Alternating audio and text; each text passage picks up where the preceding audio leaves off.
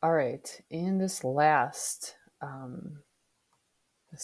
notes, 6.4.0 notes, we're going to look at percent yield. You will still need a calculator and a periodic table.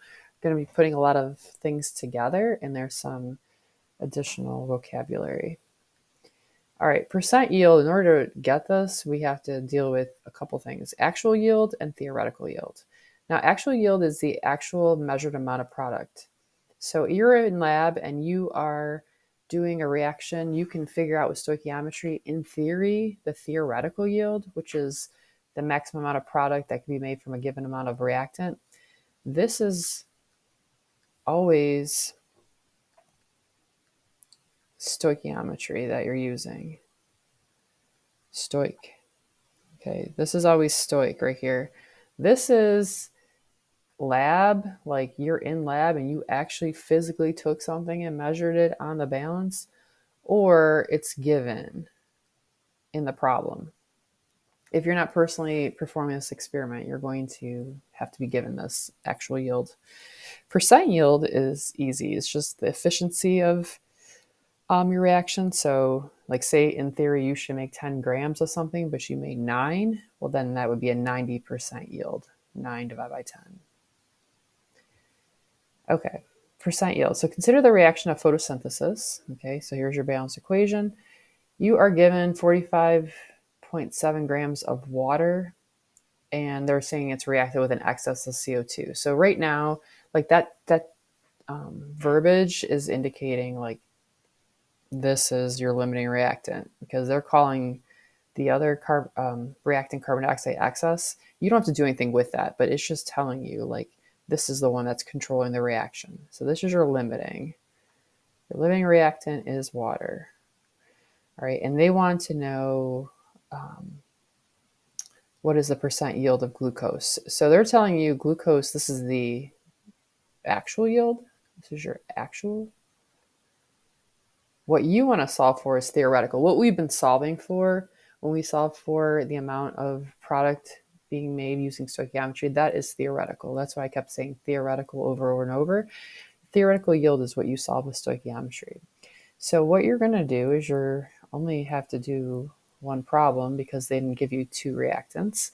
So you're going to take 45.7 grams of glucose and you're going to solve for, what are we solving for again?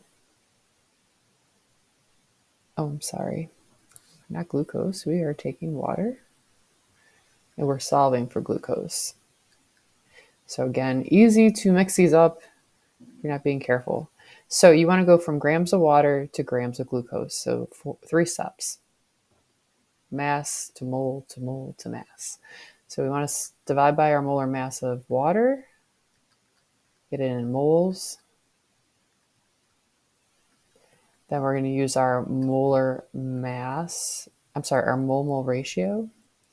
So we are dealing with water and glucose. Okay, so 6 moles of water, 1 mole of glucose.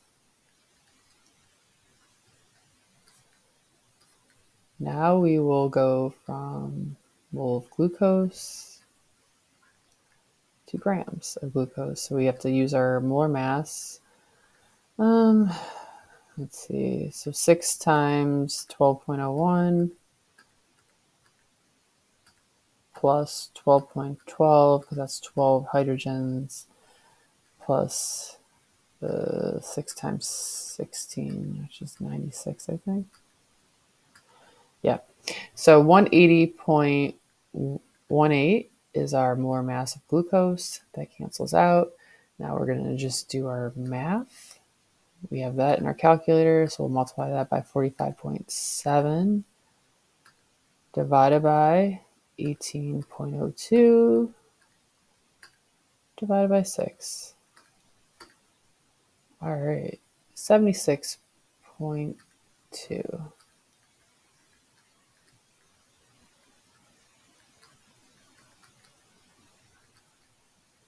Oops. Okay.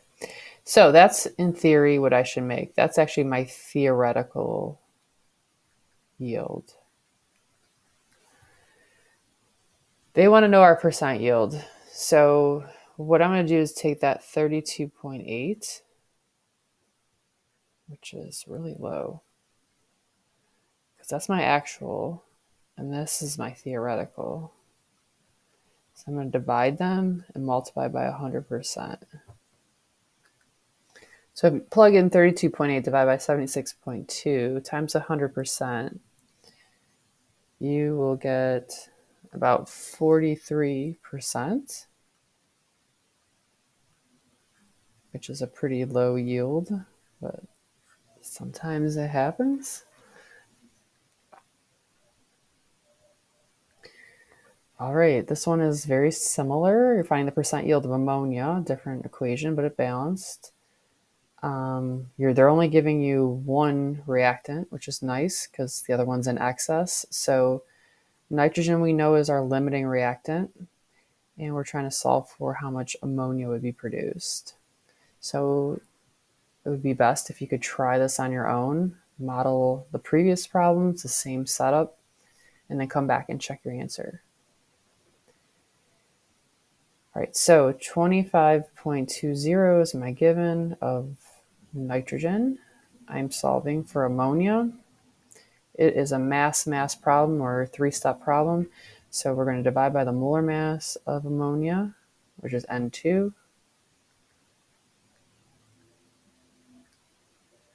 Okay, then we are going to do our mole ratio. There's only 1 mole of nitrogen per 2 moles of ammonia. And then we would multiply by our molar mass of ammonia.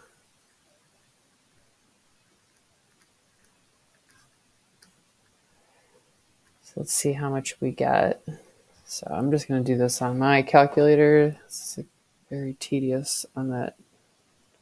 So I'm going to hit 25.2 times 2 times 17.04 divided by 28.02. And then I get 30.65 grams of ammonia. So that is my theoretical yield.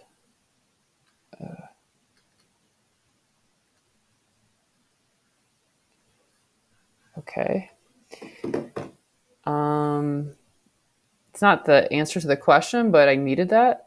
To find the percent yield, I'm going to take my actual, which is this, 29.98, and divide by my theoretical.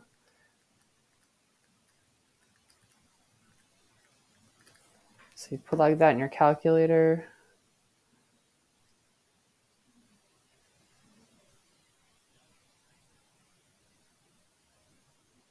And multiply by 100.